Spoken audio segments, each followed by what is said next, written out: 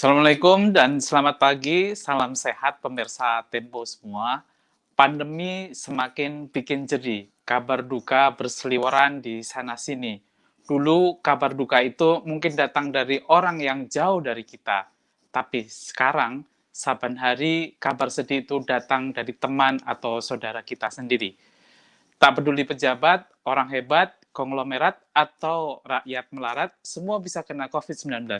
Pandemi tak pilih-pilih korbannya. Saat ini kita juga akan mengajak para pemirsa Tempo untuk mendengarkan kisah inspiratif dari para penyintas COVID-19 yang akhirnya dapat sembuh. Ada yang sembuh melalui jalan yang mudah, tapi ada juga yang melalui jalan berliku. Namun, kita semua harus optimis karena riset menunjukkan bahwa 90% orang yang terpapar virus COVID-19 ini sembuh. Bersama kita sudah ada para narasumber, Mbak Ira Latif, dia adalah seorang penulis, entrepreneur, dan juga pelopor wisata kreatif di Jakarta. Mbak Ira ini sempat terjangkit COVID dan dirawat di Wisma Atlet. Selamat pagi, Mbak. Selamat pagi, Mas. Kita juga akan mendengarkan kisah inspiratif dari Mas Septian Laizi. Beliau adalah karyawan perusahaan swasta di Jakarta dan beliau sempat dirawat di Rumah Sakit Umum Daerah di Jakarta selama kurang lebih 1 bulan ya Mas ya. Selamat pagi Mas. Pagi. Dan kita juga akan mendengarkan cerita bagaimana betapa tenaga kesehatan harus berjibaku merawat COVID-19. Bersama kita sudah ada Mbak Afriana Kuswardani. Selamat pagi, Mbak.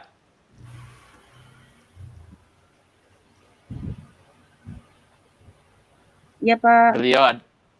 Beliau adalah tenaga kerja kesehatan di salah satu rumah sakit umum daerah di Jabodetabek.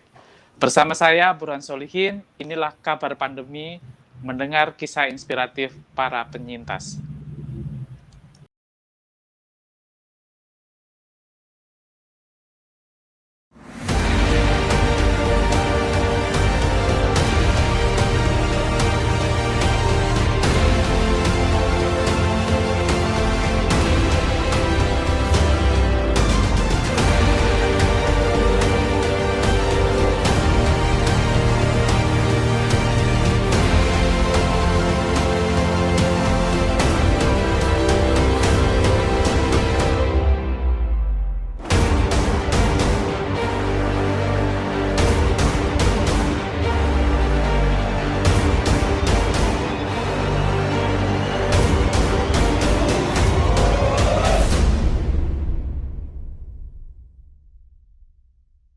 Program ini bisa Anda saksikan di kanal YouTube TV Tempo dan saluran digital TV Tempo, dan telah bergabung dengan kita narasumber yang memberikan kisah inspiratif. Langsung saja diskusi ini akan saya mulai dengan bertanya dengan Mbak Ira Latif.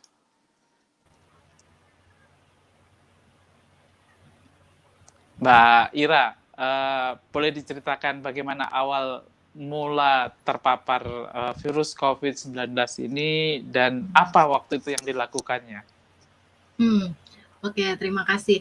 Jadi kalau saya itu waktu itu sebenarnya gejalanya ringan, Mas. Jadi mungkin kalau perjuangan banyak teman-teman yang terkena COVID itu berat ya, dan survival-nya juga sangat luar biasa. Nah, alhamdulillah saya memang termasuk gejala ringan, tapi memang saya mengetahuinya setelah almarhum nenek saya meninggal. Jadi saya serumah dengan nenek saya. Nah, itu ketika seminggu sebelum meninggal tuh kita memang karena faktor ketidaktahuan kita gitu ya, waktu itu kan varian Delta tuh juga belum belum menjadi booming seperti sekarang ya. Jadi ini kejadiannya 2 bulan yang lalu. Jadi nenek saya itu usia 86 tahun, tapi selama ini memang tidak ada penyakit berat. Jadi nenek saya ada gejala kayak sering mencret, terus badannya sakit-sakit. Kita bawa ke dokter biasa gitu. Sampai di dokter didiagnosanya hanya sakit biasa aja karena kita sering ke sana kan kalau nenek saya ada penyakit-penyakit gitu kan. Nah, sampai 2 kali balik juga dokternya juga nggak bilang nggak curiga gitu sama sekali itu. Dan ternyata 2 hari terakhir sesak napas. terus kita bawa sempat ke UGD, dan karena kondisinya semakin memburuk, keluarga memutuskan untuk dibawa pulang. Dan di IGD waktu itu lagi masuk rumah sakit pun sebenarnya udah sempat di swab tapi negatif ya. Baru pas ketika mau pulang karena protokolnya harus ada swab PCR gitu, jadi swab PCR dulu tapi dibawa pulang. Dan hasil swab PCR-nya itu nenek saya ternyata positif, tapi itu setelah beliau meninggal gitu, dan beliau meninggalnya kan di rumah ya. Jadi setelah nenek saya meninggal, saya swab mandiri dan ternyata saya juga positif gitu. Jadi mungkin juga malah sebenarnya nenek saya itu terkenanya dari saya gitu. Dan setelah itu saya di Wisma Atlet, diisolasi di Wisma Atlet ketika waktu itu Lebaran ya. Jadi saya Lebaran di Wisma Atlet selama 2 minggu. Sebenarnya waktu itu kondisi saya sebagai orang yang baru kehilangan keluarga gitu ya, sebenarnya drop juga gitu, apalagi di Wisma Atlet kan sendiri gitu. Tapi waktu itu dikondisikan memang di Wisma Atlet itu memang suasananya dibikin gembira, dan di sana juga ada olahraga, terus juga ada tim psikologi. Jadi memang saya terbantu gitu. Jadi terbantu oleh suasana di sana. Dan waktu itu kan memang penghuni Wisma Atlet itu hanya 20% dibandingin sekarang ya. Sekarang katanya penuh sekali ya. Jadi suasana juga sangat kondusif gitu. Jadi dalam 2 minggu tuh saya bisa sembuh di sana karena juga situasi yang mendukung ya, dan juga di sana happy dan tidak ada TV. Jadi di sana tuh kan memang saya juga menghindari memantau berita-berita juga, itu mungkin salah satu yang membantu. Jadi sebenarnya kalau dari pengalaman saya, kalau sayanya sendiri kan memang gejalanya ringan. Kalau saya cuma gejalanya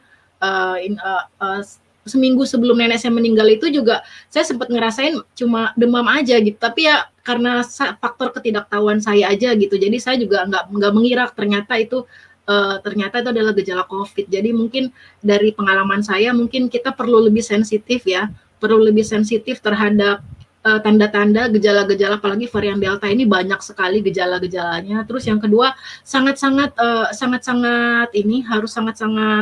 lebih hati-hati kalau kita tinggal serumah dengan yang lansia ya, karena memang sebelumnya selama 1 tahun lebih itu saya sangat hati-hati sekali gitu ya, karena saya tahu tinggal dengan dengan nenek saya, tapi karena mungkin ininya juga sudah kelamaan, COVID itu sudah kelamaan, jadi saya cukup lengah gitu. Jadi saya sudah lengah juga gitu, jadi masuk ke rumah mungkin langsung berkontak ya. Jadi itu pelajaran yang sangat berharga sekali sih. Nah, di Wisma Atlet tadi salah satu hal yang membuat Mbak Ira bisa cepat pulih itu salah satunya adalah pikiran yang positif kan, kemudian situasi yang juga gembira di sana. Nah, pertanyaannya, dan bagaimana itu bisa muncul di dalam diri Mbak Ira, dan bahkan saya dengar Mbak Ira tetap produktif menulis dalam keadaan terpapar COVID. Iya. Oke. Jadi kan memang ya itu kan kita kemauan untuk sembuh juga tergantung dari pertama tentu saja dari kita, dan faktor lingkungan kan juga mendukung ya.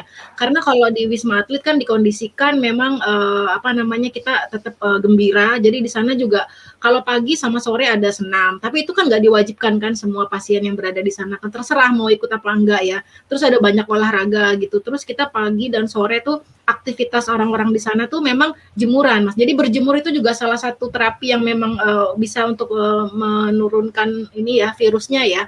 Itu sudah banyak dilakukan juga. Terus juga ya memang juga saya mengkondisikan saya nggak banyak mikirin hal-hal yang berita buruk gitu. Saya nggak fokus dengan berita buruk gitu. Jadi karena di sana juga nggak ada TV, ya udah. Jadi itu juga cukup membantu. Dan memang saya kebetulan aktivitas saya kan sebagai tour guide sebenarnya ya, dan karena pandemi ini kan saya banyaknya tour guide-nya secara online, menjadi memandu tour virtual. Kebetulan waktu itu di dalam Wisma Atlet kan karena semuanya serba terjamin ya, ada makanan, terus juga ada snack juga, dan juga waktu itu disediakan wifi-nya sangat kencang. Jadi saya sangat berterima kasih sebenarnya kepada pemerintah yang menyediakan fasilitas untuk isolasi seperti itu ya. Wifi-nya kencang ya, jadi waktu itu kebetulan saya karena sebelum saya diisolasi kan juga saya banyak memandu tour virtual, dan di dalam itu karena wifi kenceng jadi saya masih tetap bisa melakukan itu gitu. Dan ternyata itu sebenarnya kalau bagi saya bekerja itu membuat saya happy gitu. Jadi imun saya cukup juga cukup ini ya, jadi naik gitu loh setelah selesai membawakan tur virtual dari dalam Wisma Atlet. Bahkan waktu itu karena saya di Wisma Atlet, ada saran dari teman saya, coba deh bikin live live reportase gitu. Bagaimana dalamnya Wisma Atlet? Kan mungkin banyak orang yang masih penasaran gitu. Jadi waktu itu saya mencoba, karena saya juga ingin berbagi seperti apa dalamnya Wisma Atlet itu. Jadi saya melakukan reportasi live dari lewat Instagram ya saat itu ya. Jadi selama 1 jam gitu saya keliling-keliling aja gitu ngelihat reportase bagian dalamnya Wisma Atlet. Dan ternyata itu banyak juga banyak memberikan informasi yang juga buat orang di luar Wisma ya itu, dan mereka pun merasa oh jadi Wisma Atlet itu tidak seseram yang mereka kira gitu. Nah kalau itu sendiri sebenarnya efeknya buat saya setelah saya berbagi seperti itu jadi menjadi lebih lebih lebih gembira lah, itu salah satu yang membantu sih. Tapi mungkin buat orang lain berbeda-beda lagi ya bagaimana terapi untuk bikin lebih imunnya naik gitu. Oke, menarik sekali bahwa aktivitas yang dilakukan di Wisma Atlet selama isolasi ternyata justru membuat bahagia, membuat happy, dan itu meningkatkan imun. Seperti kata Ibnu Sina, ketenangan adalah separuh dari kesembuhan. Oke, terima kasih. Selanjutnya saya akan beralih ke Mas Septian Lazy.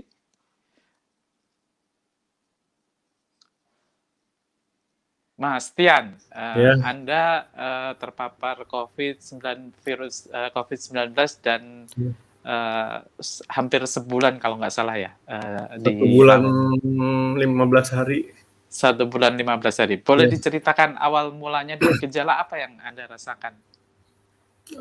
Pertama kali ya ini awalnya lewat supir kantor. Jadi kita fit, terus sopir kami itu mendadak sebulan itu nggak ada kabar. Ternyata kita telepon ke istrinya, ya bapak lagi sakit gitu sebulan itu, tapi katanya cuma demam. Terus ya kita bilang ya udah ke dokter kayak kemana gitu kan. Terus setelah itu ya saya masih baik-baik aja, nggak ada gejala apa-apa gitu. Sampai lama-lama nih 2 minggu dia juga demamnya kok makin parah gitu. Nah saya saranin, udah ke dokter belum katanya kan gitu. Ya udah ke dokter biar tahu sakitnya apa. Terus feeling saya juga lama-lama nih kayaknya aneh ini penyakitnya. Baru 2 minggu pas dicek ke dokter ternyata dia positif. Langsung dibawa ke salah satu rumah sakit lah di daerah Jabodetabek juga. Nah terus setelah dia 2 minggu 3 minggu baru saya ngerasa kok rada aneh badannya gitu loh. Kayak orang tipes, lemes gitu. Terus kebetulan istri saya juga orang medis. Nah, kok capek dan sebagainya, gampang capek dan sebagainya. Nah, minggu kedua saya sempat pingsan di ruang meeting. Oh. Jadi udah keringet dingin gitu, tapi saya masih berkeyakinan saya tipes. Sampai istri saya kan di rumah tuh ada alat kayak, bukan alat sih sebenarnya, kayak mini pack untuk tes COVID, kalau nggak salah itu. Jadi sama istri di tes sendiri supaya lebih yakin gitu ya. Ternyata bener itu positif. Wah, langsung dia diem. Saya diem tapi nggak terlalu panik lah gitu, karena kan saya pikir ya udah tinggal ke rumah sakit atau ke Wisma Atlet atau bagaimana gitu kan. Nah akhirnya kebetulan di situ ada klinik terdekat untuk lebih meyakinkan. Ya udah ternyata memang benar positif. Langsung di situ kita gerak cepat. Ini istri sama anak-anak saya pindah ke rumah yang sini gitu kan, isolasi saya langsung ke rumah sakit. Nah, kebetulan saya diskusi sama keluarga saya, keluarga besar saya, kebetulan ada orang medisnya juga, ada dokternya juga, udah kamu kesini gitu, jangan ditunda-tunda gitu. Terus nanti ya udah langsung saya ke salah satu rumah sakit di Jakarta. Itu saya kesana sendirian. Sana sendirian udah kayak apa ya, udah kayak wisatawan, bawa backpack sendiri, celana pendek, terus udah gitu udah kayak check in hotel aja. Waktu itu saya awal ini sebelum Juni malahan. Sebelum Juni itu ya mau menjelang akhir itu masih apa ya, COVID itu belum booming gitu loh. Jadi waktu saya masuk rumah sakit, IGD-nya tuh sepi banget. Nggak kayak sekarang kan desak-desakan, masih sepi. Jadi IGD itu saya nguasain lah, nggak ada orang lain lah. Jadi enak diperiksa. Jadi raja lah ya. Jadi raja gitu. Jadi waktu diperiksa tuh saya ya lebih detail. Langsung cek darah dan sebagainya. Terus ada komorbid atau enggak dan sebagainya. Terus saya ditaruh di perawatan. Nah, itu juga masih belum banyak orang. Kurang lebih itu awalnya kena di awal lewat sopir, kurang lebih seperti itu. Kalau dari pengalaman selama tadi 1 bulan 15 hari, apa yang kemudian faktor yang membuat Mas Tian ini bisa akhirnya sembuh? Jadi gini Mas, setelah saya di IGD itu ternyata 3 hari kemudian saya naik kelas nih. Naik kelasnya maksudnya saya nggak nyangka saya separah itu gitu. Jadi dari perawatan tiba-tiba ke lantai 6, 9, terus finalnya di ICU gitu. Dalam keadaan tidak sadar selama 15 sampai 20 hari. Jadi ternyata katanya udah putih itunya paru-parunya. Padahal kondisi saya fit sekali gitu loh. Saya ini kan pekerja lepas pantai Mas. Saya orang migas gitu loh. Jadi yang secara fisik ya gimana ini Mas ngelihat saya ini turun 15 kilo loh Mas. Saya aslinya 90 kilo. Ini di sana saya diet jadi diet dadakan gitu loh. Jadi turunnya lumayan loh. Jadi sekarang udah 70-an lah berat badannya. Nah, itu di sana 20 hari itu saya baru sadar, saya lagi diapain. Jadi dari pakai biasa alat bantu pernafasan biasa udah pakai yang ventilator yang badan tuh udah ditaruh semua kayak perangkat-perangkat untuk deteksi pernafasan dan sebagainya. Ini udah infus, udah kayak robot Mas, beneran Mas. Jadi di situ ya hidup sebenarnya udah kemungkinan nggak adanya ya gede, karena selama kurun waktu 10-20 hari itu benar-benar ini drastis drop Mas. Itu 2-3 hari drop, tiba-tiba ICU, ya itu udah nggak blank saya. Bangun-bangun tuh udah berewokan, udah nggak dimandiin, nggak ini, terus udah gitu, ya gitulah Mas. Jadi kayak bangkit dari kematian. Jadi banyak yang terjadi sih ya selama saya di ICU juga. Jadi ya mohon maaf kalau saya sedikit boleh bicara di sini. Ya saya sendiri ngelihat di ICU tuh ada yang baru datang, mungkin dia belum siap atau shock gitu ya. Dia belum terima dirinya kena COVID, stres gitu loh Mas. Stres, terus sesek, terus meninggal. Jadi pikirannya tuh manajemen stresnya itu Mas yang saya lihat gitu loh.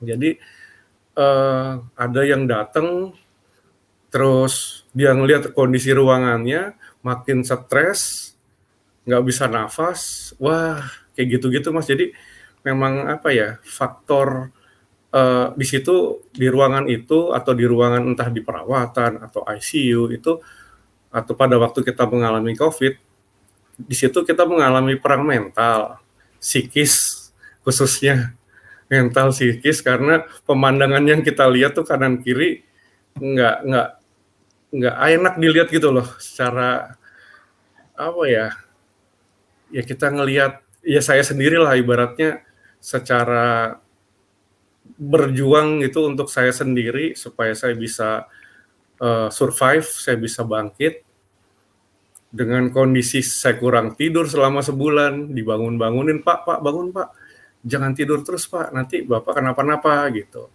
Pak mau ngambil darah Pak kita mau suntik ini pengencer darah.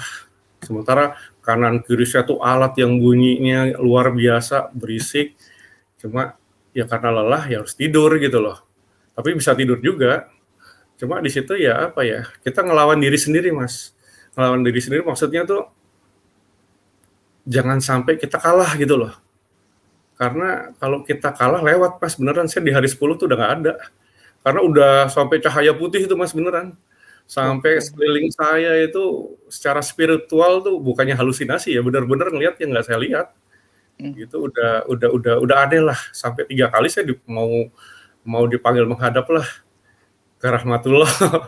Ibaratnya, cuma di situ ingat keluarga. Nah, itu salah satu motivasi saya, keluarga, ibu saya, terus ya itu mesti dilawan gitu loh. Semuanya dari pikiran kita. Jadi kalau kita udah punya pikiran macam-macam, udahlah. Saya sampai semuanya tuh jadi campur aduk Mas di situ. Pekerjaan, terus udah gitu keluarga, orang rumah gimana gitu kan. Sampai saya tuh bawa ini Mas, begitu saya rada siuman tuh hari ke-23 lah, ke-24, saya malah minta tolong dikirimin laptop, dibawa ke ruangan saya. Jadi saya kerja di situ. Sampai dokter komplain ke saya kan, Pak, kok kerja Pak gitu, nggak istirahat, dokter, perawat. Saya bilang saya udah 25 hari nggak bikin laporan, saya nggak enak gitu loh, saya mesti ini report gitu kan.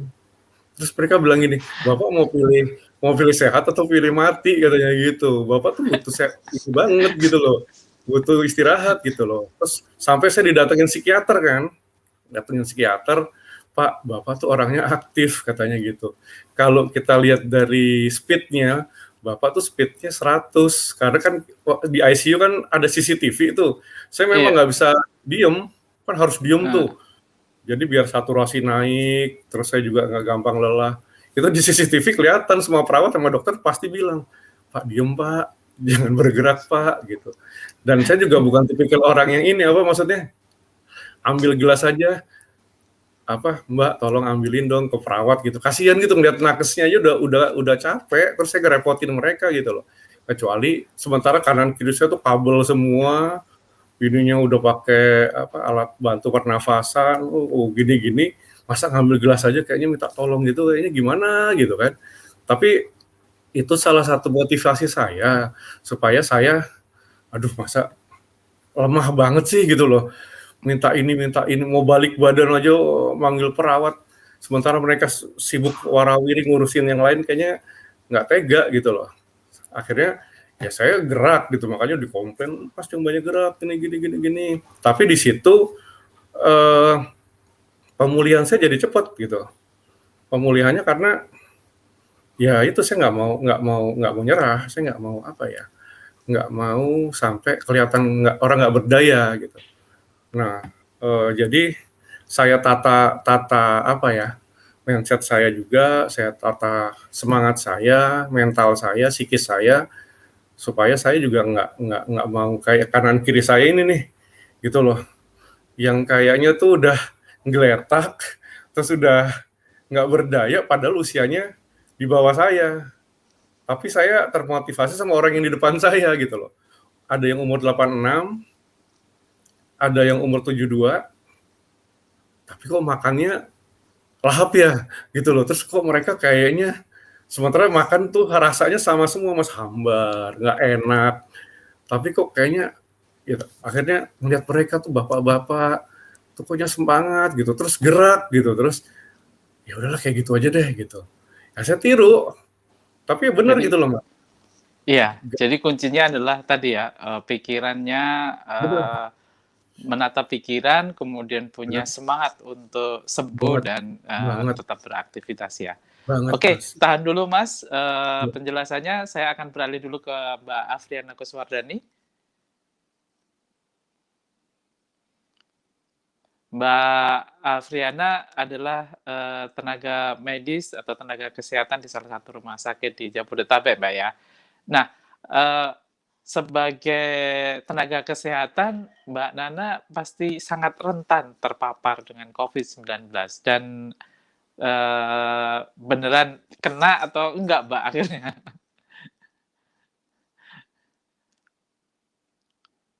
Boleh diceritakan?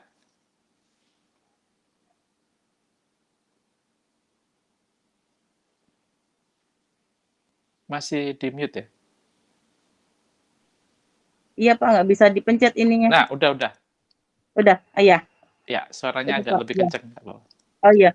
Jadi dari bulan Maret itu saya udah menanganin pasien COVID. Yang pertama ada COVID di Indonesia itu udah Oke. mulai ada pasien itu dari bulan Maret Pak. Nah itu aman Pak, saya sampai bulan November. Nah di bulan November itu saya kontak sama teman saya yang ayahnya sakit masuk ICU karena kena COVID. Tapi dianya ngerasa nggak ada gejala. Jadi saya kira dianya negatif ya. Jadi kita biasa Pak sama teman gitu. Ternyata setelah di PCR dianya positif. Tapi saya belum ada gejala waktu itu. Saya hitung-hitung setelah kontak sama dia hari ke-11 pulang dinas pagi itu badan saya demam. Demam sampai 39 nggak turun-turun. Terus sampai 3 hari, hari ketiga demam juga nggak turun. Jadi saya langsung ke rumah sakit untuk PCR. Nah, ternyata PCR-nya itu jadinya 3 hari, Pak. Jadi dari tanggal 14 saya di rumah pulang lagi. Tapi kenapa kalau mandi itu saya habis dari kamar mandi nih, cuman jalan ke kamar aja nggak kuat, ngos-ngosan, langsung ambruk aja tidur. Itu selama 3 hari kayak gitu terus. Nah, pas tanggal 17 keluar PCR-nya ternyata positif hasilnya. Nah, saturasi juga sudah mulai turun tuh. Saya kan punya saturasi ya di rumah oximeter ya. Mhm. Jadi habis itu saya ke rumah sakit, eh dicekin di sana, di rongsen ternyata paru-parunya udah putih. Terus dokter parunya kan kenal ya Pak kebetulan sama saya, langsung dimasukin ke ruang biasa dulu katanya. Nah di ruang biasa itu masih pakai oksigen yang cuman nasal ya, yang cuman di bawah cuman 3 liter gitu. Ya. Cuman iya habis itu di ruangan juga saya nggak bisa jalan kamar mandi pun nggak kuat Pak, lepas oksigen itu saya nggak bisa. Cuman bangun aja, aktivitas cuman bangun jalan kamar mandi aja nggak kuat. Jadi harus pakai pempes itu dirawat 3 hari. Itu saya nggak dikasih tahu hasil lab apa-apa. Kayaknya mungkin karena teman-teman takut saya kepikiran apa gimana gitu. Jadi tetap di ruangan aja saya waktu itu. Terus di rongsen ternyata tetap paru-parunya makin memburuk. Jadi tengah malam jam 1 saya dibawa ke ICU tanpa tahu apa-apa, tahu-tahu saya dibawa ke ICU aja. Sampai di ICU dipasang semuanya. Di ICU itu saya dirawat selama 21 hari Pak di ICU. Jadi karena saturasi oksigen saya itu turun terus, nggak bisa naik sampai 21 hari itu. Tapi PCR-nya pas di ICU saya udah negatif karena mungkin saya semangat makan, semangat ini. Karena kalau pasien COVID ya yang saya lihat itu kalau udah lemas nggak mau makan itu kayaknya mau sembuh itu agak susah ya. Jadi kayaknya perlu motivasi kayak gitu. Jadi harus semangat gitu. Selama di ICU pun saya nggak pernah dikasih tahu hasil rongsen saya, hasil lab saya apa, cuman masuk obat ini. Nanti kalau ada dokter visit cuman bilang semangat ya. Jadi sampai sekarang pun saya nggak dikasih tahu hasil rongsennya gimana. Takut kepikiran itu teman-teman juga. Sampai suami saya juga nggak pernah kan biasanya di inform konsen nih sampai kematian biasanya kalau pasien COVID ya mungkin yang sudah pernah di ICU teman-teman. Jadi suami saya juga nggak dikasih tahu, takut kepikiran juga. Jadi udah saya berjalan aja di ICU seperti itu tiap hari. biar semangat, harus semangat sembuh. Teman saya sampai bilang itu pasien paling semangat katanya saya. Karena makan terus, Pak. Jadi kuncinya adalah tadi ya, Iya. selain menata pikiran, semangat, dan jangan lupa tetap semangat untuk makan, ya kan? Oke, Iya, jadi gitu. terima kasih jawabannya Mbak Afriana.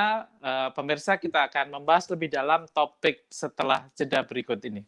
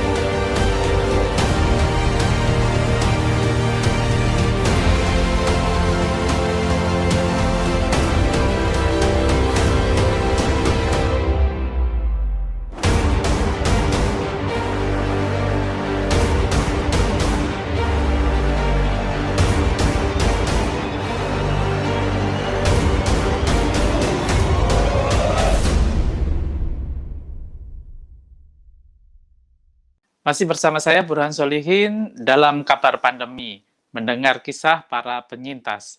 Program ini bisa Anda saksikan di kanal YouTube TV Tempo dan saluran digital TV Tempo. Selanjutnya kita akan kembali berdiskusi dengan Mbak Ira Latif, pendiri Wisata Kreatif Jakarta dan penulis. Nah, dari diskusi tadi, salah satu kuncinya untuk bisa bangkit lagi setelah terpapar COVID adalah semangat. Nah, apa pesan dari Mbak Ira yang sudah menjalani hal ini? Maksudnya untuk pulih ya? Iya. Oke, ya. Jadi kalau dari pengalaman saya sih, memang kita pemulihannya itu dengan ini ya, dengan pertama stay positif gitu, pikirannya difokusin untuk hal-hal yang positif. Terus juga ini ya, berjemur, sinar matahari itu juga sangat krusial sekali. Itu makanya kalau saya lagi diisolasi di Wisma Atlet itu, kita pagi dan sore itu banyak sekali aktivitas orang berjemur gitu. Terus gerak juga bisa membantu Mas, kan karena itu juga meningkatkan imun ya. Makanya kalau misalnya memungkinkan, kalau kita lagi isoman gitu ya, mungkin yang lagi teman-teman yang lagi isoman, mungkin sedikit gerak-gerak aja gitu. Walaupun kita memang kalau lagi isolasi kan memang ada waktu sebanyak-banyaknya kalau bisa istirahat gitu ya. Tapi bergerak sedikit itu kan juga ngebantu meningkatin imun gitu. Jadi kalau buat saya sih itu aja ya. Jadi kita tetap positif, terus juga kalau bisa ada gerak juga, terus matahari juga. Jadi selama ini mungkin kita mikirnya matahari itu kayak taken for granted gitu ya. Padahal itu adalah obat yang luar biasa gitu. Jadi kalau misalnya saat ini juga teman-teman yang mungkin belum terpapar COVID, jadi jangan tunggu sampai terpapar COVID, mungkin malah ini aja dibiasakan gitu. Kalau bisa pagi juga, karena itu jadi antibody gitu. Oke, terima kasih.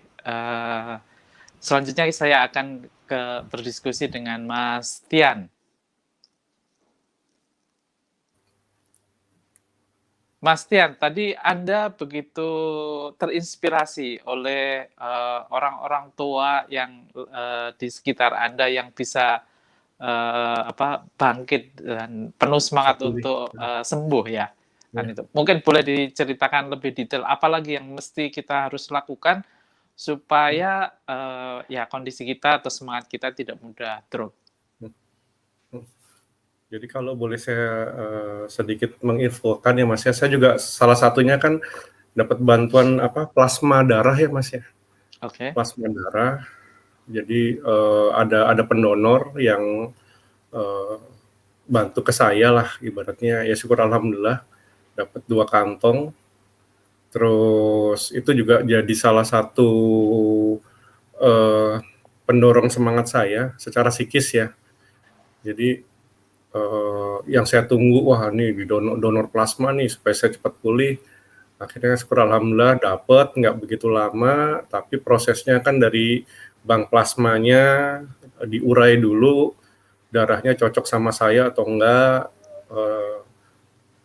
ada alerginya atau dan sebagainya, baru kalau begitu cocok baru dikirim ke rumah sakit, ke tempat saya dirawat, baru bisa dimasukkan ke ditransfusi ke saya, itu salah satunya. Tapi itu juga apapun itu, seperti saya sampaikan di awal, sekeliling saya, apa yang saya lihat, apa yang saya dengar, khususnya dari tim medis, terus apa yang saya lihat, mereka juga menyemangati saya. Terus apa yang saya lihat juga sekeliling saya, ada yang datang langsung, baru datang berapa saat udah nggak ada, udah berpulang dan sebagainya. Itu jadi salah satu pemicu saya, waduh ini nggak kayak gini nih kalau saya terlalu pasrah, saya juga kayak gini gitu loh. Sementara saya dibalut sama kabel-kabel, tapi saya masih bisa nih, bisa survive nih gitu kan. Yang tadi Mas cerita di depan saya ada bapak-bapak, ada beberapa orang yang wah ini masih usia gini-gini, itu salah satu pemicunya. Tapi biar bagaimanapun diri kita ini Mas yang bisa bikin satu formula supaya kita sembuh gitu loh. Jadi kembali ke pikiran Mas, nggak usah mikir macam-macam deh, nggak usah mikir yang nanti apa yang belum terjadi gitulah. Oh nanti kita gini, oh nanti kita begini begitu. Wah benar Mas, itu sampai yang tadi saya ceritakan sama Mas juga, itu psikiater tuh juga tadi kan sempat terpotong, psikiater sempat ngomong ke saya gitu, Pak speed Bapak kan 100, terus Bapak ini orangnya aktif banget, bisa nggak diturunin sampai jadi cuma 10 aja. Saya kaget, gara-gara dia mungkin dilaporin sama orang perawat, sama dokter, saya kerja gitu loh, masih bikin report, masih Zoom, terus ini orang nggak bisa. Karena saya kan punya tanggung jawab juga, saya 25 hari itu apa ibaratnya dalam keadaan tidak sadar, tapi otak saya tetap, wah tanggung jawab nih. Jawaban saya polos-polos aja, saya 25 hari itu belum bikin laporan, nggak enak sama yang di laut, saya bilang gitu. Saya kan harus sama back to back saya harus koordinasi terus gitu loh. Ya itu yang diomongin sama psikiaternya, Bapak terlalu aktif, speed Bapak 100, bisa nggak diturunin 10? Kalau enggak Bapak nggak selamat gitu loh. Saturasi gitu terus gitu. Dikasih warning halus tapi tajam.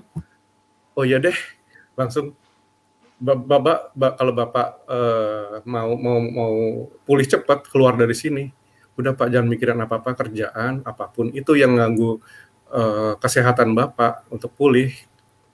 Udah Pak istirahat total, jangan mikirin apa-apa. Dikasih wejangan lah sama psikiaternya, ya udahlah tutup laptop, taruh, tidur, ngikutin maunya mereka apa, ya udah gitu loh, selesai. Jadi sambil tapi bener Mas, artinya gini, kita pada saat seperti itu, kondisi seperti itu, kondisi saya ini kalau saya lihat dari cerita survivor sebelumnya itu yang ada di program ini, kayaknya saya yang paling parah gitu loh, karena drop-nya terlalu cepat. Udah gitu apa ya? Tapi ya itu di sini kembali lagi semangat, kemauan Mas, kemauan kita untuk ini untuk sembuh. Jadi semuanya itu muaranya ada di pikiran.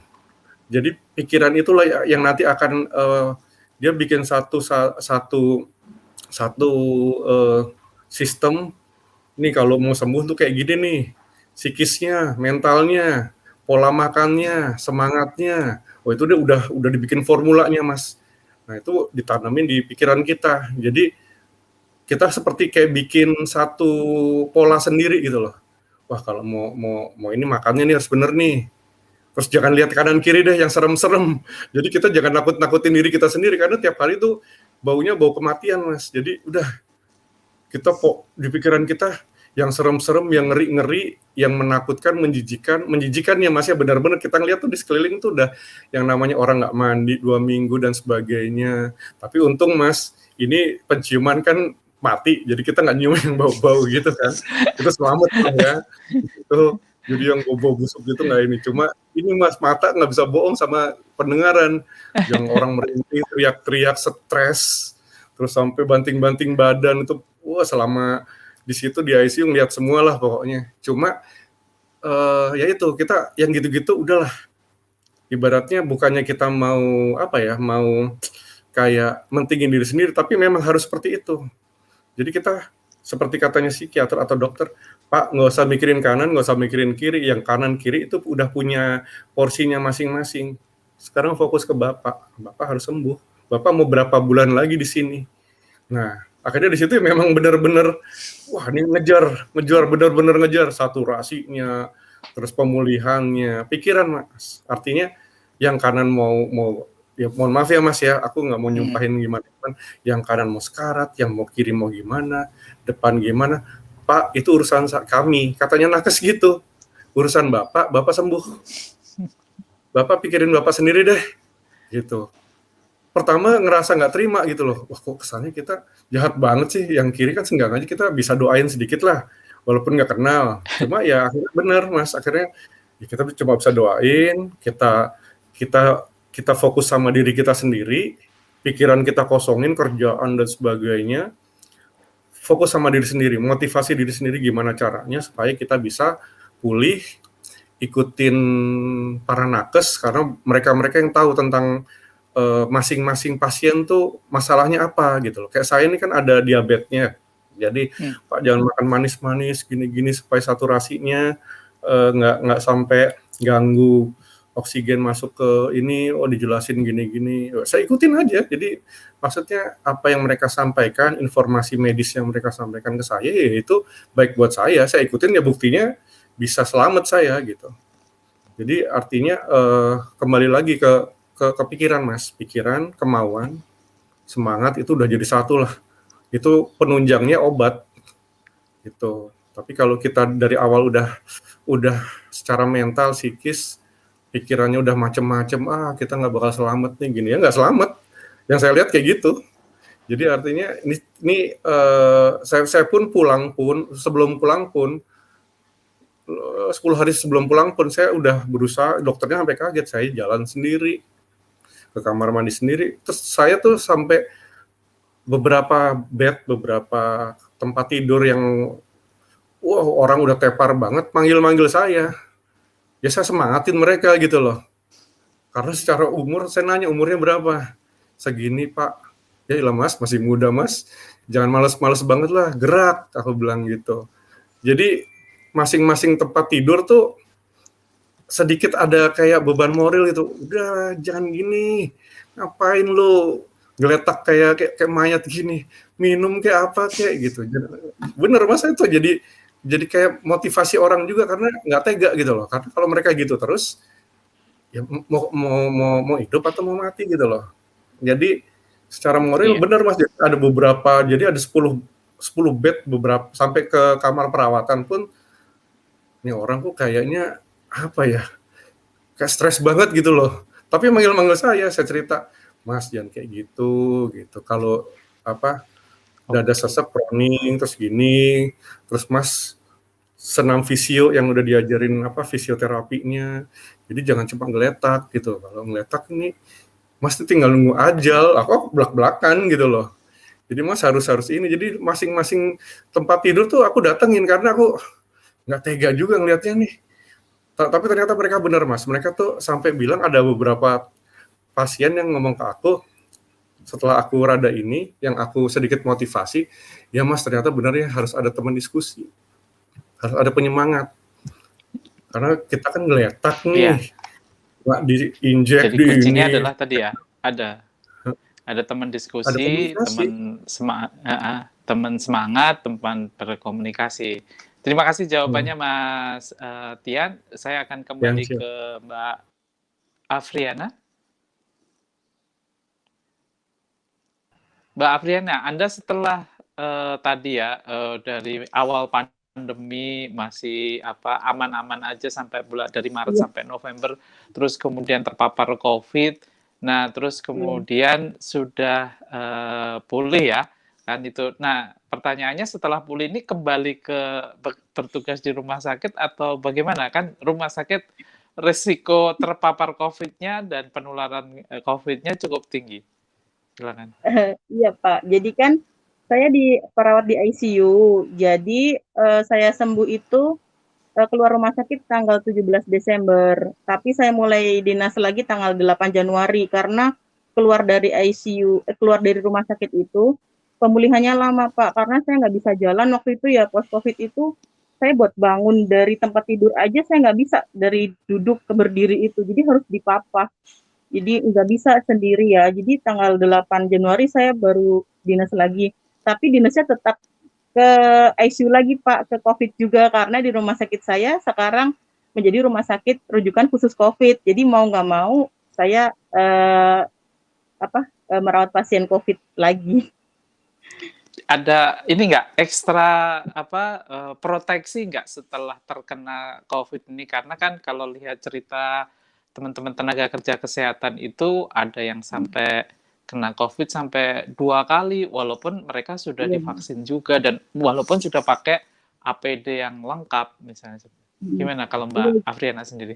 Iya, jadi kalau waktu itu kan menurut saya kenanya karena makan. Jadi makan tuh nggak boleh bareng Pak, walaupun seruangan jauh-jauhan tuh nggak boleh berdua, bertiga nggak boleh. Jadi sekarang makan di ruangan harus gantian, paling banyak 2 orang itu di pojokan satu, pojokan satunya lagi. Nggak boleh buka masker juga selama itu. Selama kerja masker harus double. Dari sebelum pemerintah yang minta double itu kita udah pakai masker double. Di itu pakai N95 juga dari post COVID itu. Tapi pemulihan COVID emang lama Pak, sampai sekarang pun saya naik tangga satu aja nih, 1 lantai nyampe tapi ngos-ngosannya nggak habis-habis. Beneran itu pemulihannya lama banget nanti. Iya, jadi kuncinya sebenarnya tetap menjaga protokol kesehatan ya. Kadang-kadang COVID itu datang dari arah yang tidak diduga-duga tadi. Kita di rumah sakit ketika nanganin pasien sudah pakai protokol yang super lengkap, baju APD, bahkan baju hazmat, terus maskernya masker N95, double masker kan itu. Tapi mungkin saja kita bisa kena dari ketika kita ngobrol dengan teman atau keluarga dan yang lainnya ya Mbak ya. Iya, ada banyak yang terima terkenanya kasih. malah dari teman. Iya. Oke, terima kasih Mbak Afriana. Masih bersama saya Burhan Solihin dalam acara Kabar Pandemi. Nah, kita akan lanjutkan setelah jeda berikut ini.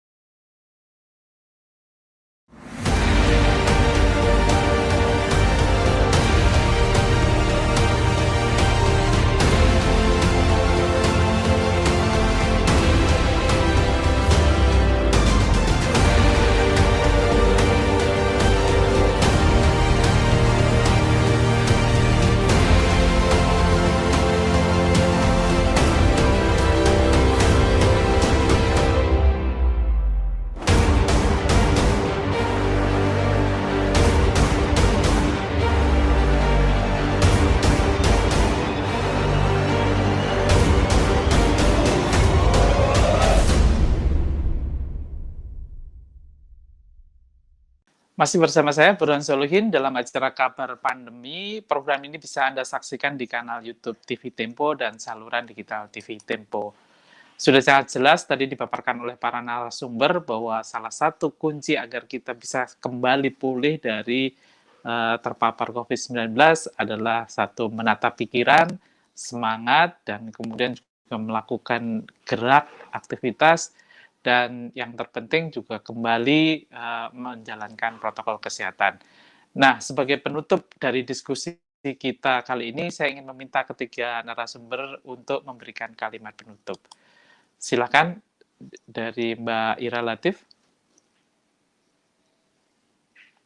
Jadi mungkin pandemi ini tuh sebenarnya kasih banyak sekali hikmah ya buat kita ya.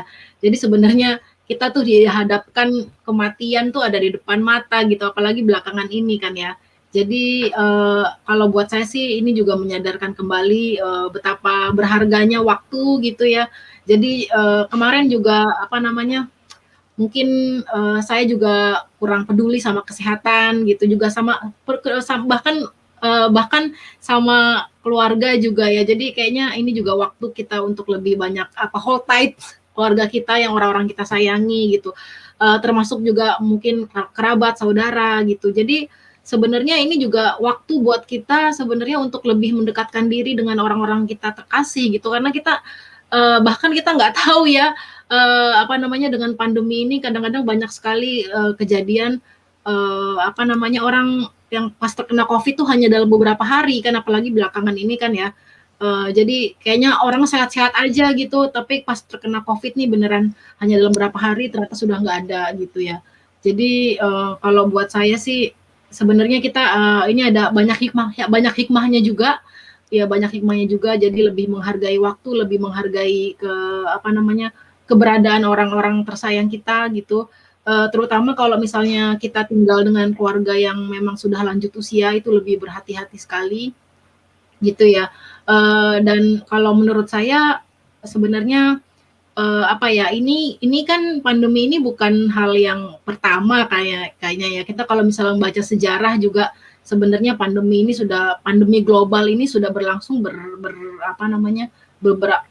banyak gitu ya.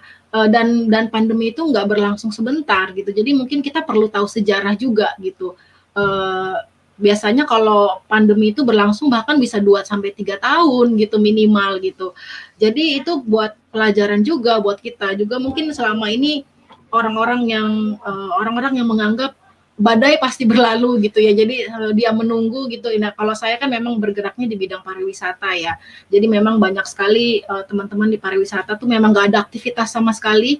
Beneran juga nggak ada nggak tahu harus bagaimana kecuali menunggu gitu ya. Tapi kan dengan adanya pandemi ini kita disadarkan ya, ternyata ini udah lebih dari 1,5 tahun apa yang harus kita lakukan. Ya kita harus beradaptasi berarti gitu. Karena kalau mau menunggu pandeminya selesai nggak ada yang tahu gitu. Jadi mungkin salah satu hikmah pandemi ini juga kita mau nggak mau diharuskan untuk beradaptasi, terus juga mau nggak mau harus familiar dengan teknologi. Ini juga akan mungkin hikmah dari pandemi ini juga ya, akhirnya kita sekarang tahu kalau ternyata kita bisa bekerja secara efektif dari rumah gitu dan tetap bisa produktif dari rumah. Ya itulah banyak sih sebenarnya hikmahnya ya.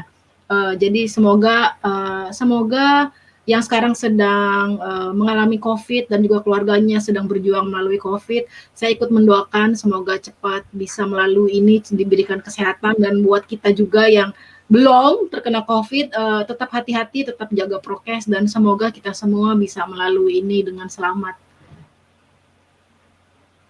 Terima kasih. Selanjutnya saya beralih ke Mas Tian.